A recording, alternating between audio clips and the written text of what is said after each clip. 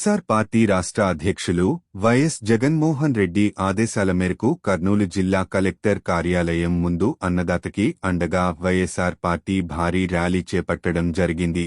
Gauri Gopal hospital నుంచి collector కార్యాలయం వరకు జరిగిన ర్యాలీలో కూటమి ప్రభుత్వం అన్నదాతలకు తక్షణమే రైతుకు పెట్టుబడి సాయం ఏడాదికి 20,000 ఇవ్వాలని, సూపర్ 6 హామీలను కూటమి ప్రభుత్వం అమలు చేయాలని డిమాండ్ చేశారు. ధాన్యానికి కనీస మద్దతు ధర ఇవ్వాలని అన్నారు.